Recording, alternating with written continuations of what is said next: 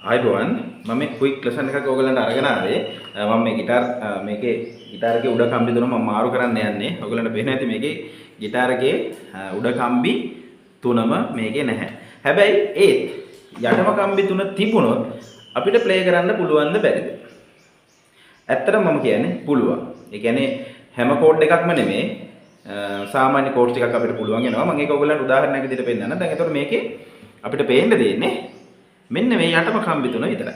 හරිද? යටම කම්බි තුන විතරක් තියෙද්දි අපි ප්ලේ කරන්නේ කොහොමද කියලා බලමු. මම මේකෙදි ප්ලේ කරනවා D මේජර් එකක්.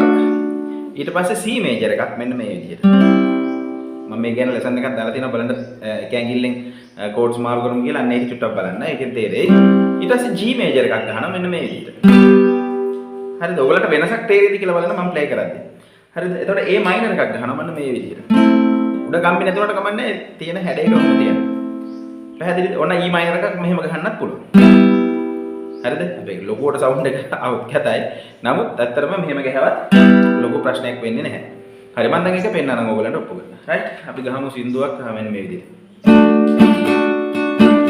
වෙරසනාරල පෙරදිරාවත් වෙරළට කිසි නාදියම දකින්නු හැකිදෝ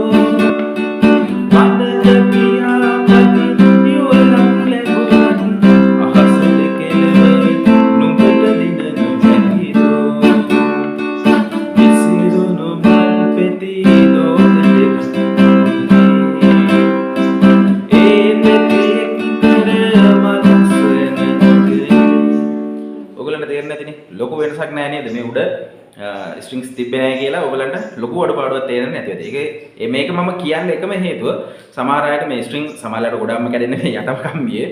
සමහරලාට මේ උඩම කම්බි නැති වුණොත් උඩම කම්බි ඒ තියෙන නැති ඒවා. ඒ කියන්නේ නැති ඒවා හොයාගන්න නැතිව අයින් කරලම දාන්න. පැහැදිලිද? ඒ අයින් කරලම දාන්න කියලා කියන්නේ E1 A1 D1. ඒ තුනෙන් අයින් කරලා දාන්න. දැන් ඔයාලා හිතන්නකෝ සාමාන්‍යයෙන් අපි කෝඩ් එකක් ප්ලේ කරගෙන යනකොට එක කම්බියක් කැඩෙනවා මේ මැදින් වගේ. එතකොට ඒ කම්බිය අයින් කරලා දාන්න. ඊටු කම්බි ටික ටියුන් කරගන්න. පැහැදිලිද? හරි. දැන් එතකොට ඔයගොල්ලෝ හිතන්නකෝ ප්ලේ කරගෙන යන අතරමැද ඕක කැඩුණා කියලා එකපාරටම අපි ඒක නවත්තන්න ඕනද? නැහැ. නවත්තන්නේ නැහැ. අපි ඒක දිගටම ප්ලේ කරගෙන යනවා. මොකද්ද කරන්න ඕන? මේ ඊටු කම්බි ටික දැන් අපි හිතමුකෝ කම්බි 3ක් තිබ්බ කියලා. කම්බි 3ක් තිබ්බනම් ප්‍රශ්නයක් නැහැ. උඩ කම්බි 3නොත් අපි කියමුකෝ මේ පස්වෙනි කම්බිය. ඒ කියන්නේ ඒ කම්බිය කැඩුණා කියලා. එතකොට ඒක අයින් කරලා දාලා ඉතුරු ඒ වලින් ඒ ගහන විදිහට ගහන්න. කිසිම ප්‍රශ්නයක් වෙන්නේ නැහැ. පැහැදිලිද? මොකද සාමාන්‍ය අවශ්‍ය නෝට්ස් ටික වදිනවනේ. ඒක නිසා ගොඩක් ලොකු ගැටලුවක් වෙන්නේ නැහැ. මොකද මාත් මේක ප්ලේ කරලා තියෙන නිසා තමයි උගලන්ට මම කිව්වේ. හරි. එතකොට මේකේ D එකක් මේ විදිහට ප්ලේ කරලා හැකි. C එකක් මේ විදිහට ගහලා හැකි. G එකක් මේ විදිහට ගහලා හැකි. A මයිනර් එකක් වොන්නම් මේ විදිහට ගහන්නත් පුළුවන්. ඔයගලට ඇහෙන්නේ නැති සද්ද එනවනේ. නිකන් A මයිනර් වගේ සද්දයක් එනවනේ. හරිද? එතකොට මේක C. ඊට පස්සේ E මයිනර් එකක් මේ විදිහට ගහන්න පුළුවන්. එතකොට D7 එකක් ගහන්නත් පුළුවන්. ඉතින් මේ වගේ මේකේ තව කෝඩ්ස් ගොඩාක් මේක ගහන්න පුළුවන්. හරි දැන් අපි බලමු G මේජර් එකේ යන සින්දුවක් කොහොමද මේක ප්ලේ කරන්නේ කියලා. GDC කියන ෆැමිලි කෝඩ්ස් පැටර්න් එකේ කොහොමද යන්නේ කියලා. අපි ගහමු මේ වගේ ඔයගොල්ලන් දන්න සින්දුවක් ගහමු. මංගෝ කල්මෙන්දී මොකද මේ පැත්තේ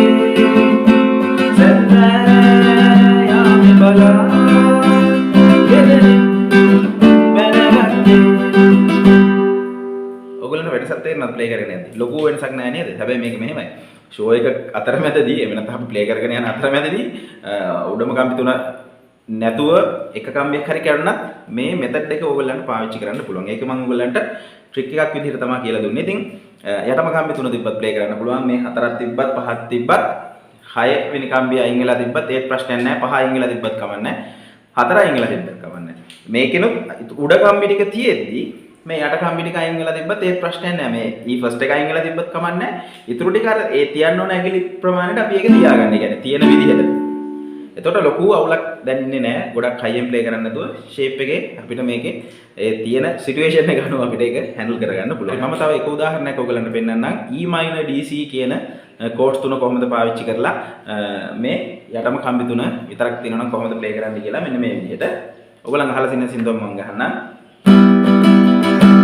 නියරේ පිය නගලා මැනිගේ ඔබ දුර එනවා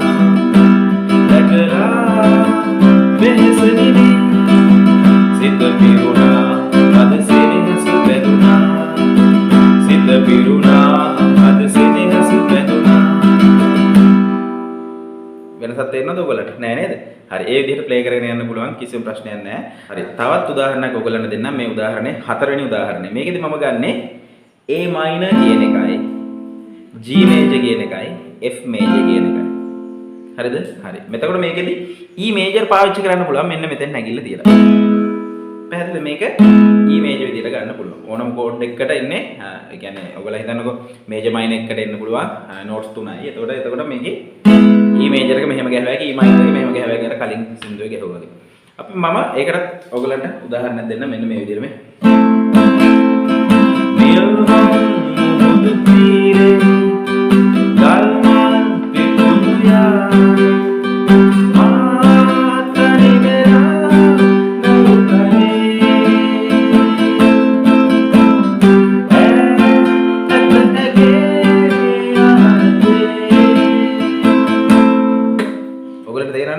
කිසිම අවුලක් නැතුව මේක ප්ලේ කරගෙන යන්න පුළුවන්. A minor G එක ගහනවා නම් මෙතන මේ විදිහට ගහුවා හැකි, F එක ගහනවා නම් මෙන්න මේ විදිහට ගහුවා හැකි.